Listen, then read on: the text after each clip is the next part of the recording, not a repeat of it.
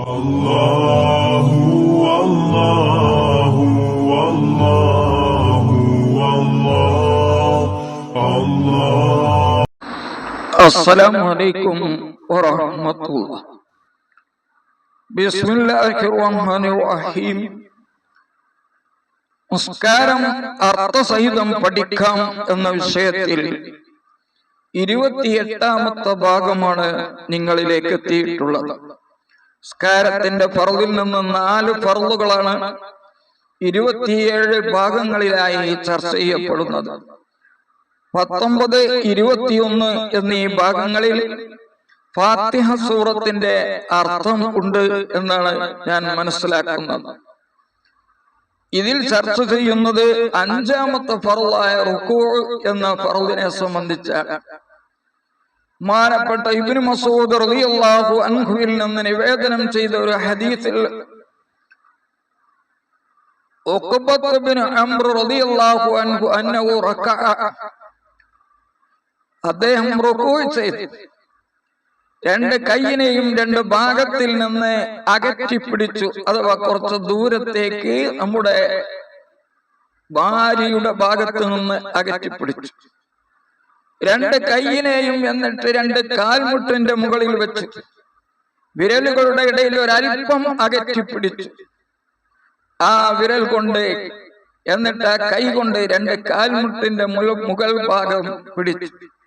എന്നിട്ട് പറഞ്ഞു, ഹക്കദാ റഅയ്തു റസൂലല്ലാഹി സ്വല്ലല്ലാഹു അലൈഹി വസല്ലം യുസല്ലി, ഇങ്ങനെയാണ് അല്ലാഹുവിന്റെ റസൂൽ സ്വല്ലല്ലാഹു അലൈഹി വസല്ലം തങ്ങൾ നിസ്കരിക്കുന്നത് ഞാൻ കണ്ടത്.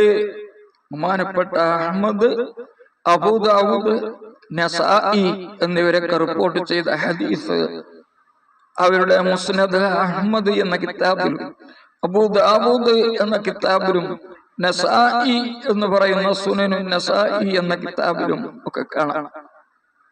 വേറൊരു ഹദീസിൽ കാണാം, ബഹുമാനപ്പെട്ട റിഫാഅത്ത് ഇബ്നു റാഫി നബി സല്ലല്ലാഹു അലൈഹി വസല്ലമയിൽ നിന്ന് നിവേദനം ചെയ്യുന്ന ഹദീസ്. സല്ലല്ലാഹു അലൈഹി വസല്ലം പറയുന്നു, ഇദാ റകഅത, നീ റുകൂഅ് ചെയ്യുകയാണെങ്കിൽ, ഫളറാഹതൈക അലാ റുക്ബതൈക, നിന്റെ 2 ഉള്ളം കൈകൾ നിന്റെ കാലിന്റെ മുട്ടിൽ നീ വെക്കണം എന്ന് അല്ലാഹുവിന്റെ റസൂൽ നിർദ്ദേശിച്ചു എന്ന് ബഹുമാനപ്പെട്ട റിഫാഅത്ത് ഇബ്നു റാഫി റളിയല്ലാഹു അൻഹു നിവേദനം ചെയ്യുന്ന ഹദീസ് അബൂ ദാവൂദ് എന്ന കിതാബിൽ കാണാം. അവ നിന്നുകൊണ്ട് നിസ്കരിക്കുന്ന ആളുടെ റുകൂഇൽ നിന്ന് ഏറ്റവും കുറഞ്ഞത് 2 ഉള്ളം കൈകൾ അഥവാ മുൻകൈ 2 കാൽമുട്ടിലേക്ക് എത്തുന്ന രീതിയിൽ കുനിയുക എന്നതാണ്. അവന്റെ 2 കൈകളെ കാൽമുട്ടിന്റെ മുകളിൽ അവന്റെ സൃഷ്ടിപ്പ് ശരിയാകുന്ന നിലയിൽ വെക്കാൻ സാധിക്കുന്ന രീതിയിൽ കുനിയുന്നതിനാണ് ഏറ്റവും കുറഞ്ഞ റുകൂഅ് എന്ന് പറയുന്നത്. അതോടുകൂടെ തന്നെ കാൽമുട്ടുകളും കൈയും ഒക്കെ ഒരു സമമായ ആളുകളെ സംബന്ധിച്ചാണ് ഇത് പറയുന്നത്. ഒരാൾക്ക് കൈ 2 വലിയ ദീർഘമുള്ള ആളാണ്, നിന്നാൽ തന്നെ അയാൾക്ക് കാൽമുട്ടും വെക്കാൻ പറ്റുമെന്നതിൽ എങ്കിൽ അത് ഇവിടെ ബാധകമല്ല. അതേപ്രകാരം തന്നെ നീ ആ റുകൂഇൽ തുമഇനീനത്ത് നിർബന്ധമാണ്. തുമഇനീനത്ത് എന്ന് പറഞ്ഞാൽ അവന്റെ അവയവങ്ങളുടെ ഇളക്കം നിൽക്കുക എന്നാണ്. അവൻ റുകൂഇലേക്ക് പോയി അവന്റെ 2 മുൻകൈ കൊണ്ട് കാൽമുട്ടുകളിൽ പിടിച്ചിങ്ങനെ നിന്നു. ആ പോയി നിൽക്കുന്ന സമയത്തുള്ള ഇളക്കം, അത് നിന്നതിന് ശേഷം ആണ് അവൻ ഉയരേണ്ടത്. ഇതിനാണ് തുമഇനീനത്ത് എന്ന് പറയുന്നത്. അതേപ്രകാരം നിർബന്ധമായ ഒരു കാര്യമാണ്, റുകൂഇലേക്ക് പോകുന്ന സമയത്ത് റുകൂഅ് അല്ലാത്തതിനെ ഉദ്ദേശിക്കാൻ പാടില്ല. റുകൂഅ് ഉദ്ദേശിക്കണം എന്ന് നിർബന്ധമില്ല. പിന്നെന്താണ് നിർബന്ധമുള്ളത്? റുകൂഇലേക്ക് പോകുമ്പോൾ റുകൂഅ് അല്ലാത്തത് ഉദ്ദേശിക്കാൻ പാടില്ല. അപ്പൊ ഒരാൾ പരിശുദ്ധ ഖുർആൻ ഇങ്ങനെ ഓതിക്കൊണ്ടിരിക്കുകയാണ് നിസ്കരിച്ചു കൊണ്ടിരിക്കുന്ന സമയത്ത്, അങ്ങനെ സജദയുടെ ആയത്ത് ഓതിയപ്പോൾ അയാൾ തിലാവത്തിന്റെ സുജൂദിന് വേണ്ടി അങ്ങോട്ട് പോയി. അങ്ങനെ റുകൂഇന്റെ അവിടെ എത്തിയപ്പോൾ ഇനിയിപ്പോ സുജൂദ് ചെയ്യേണ്ട റുകൂഅ് ആക്കി മാറ്റി. എന്നാൽ പറ്റുകയില്ല. അയാൾ നിന്നതിന് ശേഷം വീണ്ടും റുക്കൂയിലേക്ക് പോകണം. കാരണം റുക്കൂ അല്ലാത്തതിനെ ഉദ്ദേശിച്ചു എന്നതാണ് കാരണം.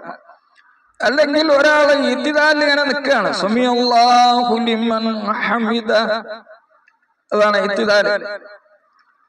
അല്ലെങ്കിൽ അതിന്റെ ഇത്തിദാലിന്റെ മുമ്പുള്ള ഫാത്തിഹ ഓതിയിട്ട് ഇങ്ങനെ നിൽക്കുക. അങ്ങനെ നിൽക്കുന്ന സമയത്ത് റുക്കൂക്ക് പോകുന്നതിന് മുമ്പായിട്ട് അയാൾ പെട്ടെന്ന് കണ്ട് മുഖം കുത്തി വീഴും.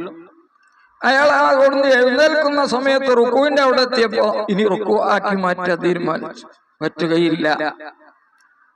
അയാൾക്ക് മടങ്ങൽ നിർബന്ധമാണ്. എന്നിട്ട് ആ നൃത്തത്തിൽ നിന്ന് റുക്കൂവിലേക്ക് തന്നെ പോവൽ അയാൾക്ക് നിർബന്ധമാണ്. അപ്പൊ റുക്കൂവിൽ നിന്ന് ഏറ്റവും കുറഞ്ഞ രൂപമാണ് ഈ പറഞ്ഞത്. ഏറ്റവും കുറഞ്ഞ റുക്കൂ ചെയ്യുക എന്നത് ഖിറാഅത്താണ്. അതിന്റെ മേലിൽ റുക്കൂ ചെയ്യുക എന്നത് പൂർണ്ണമായ റുക്കൂ ആണ് ചെയ്യേണ്ടത്. പൂർണ്ണമായ റുക്കൂഇന്റെ രൂപം ഇൻഷാ അല്ലാഹ് അടുത്ത ക്ലിപ്പിൽ തന്നെ വിവരിക്കാം.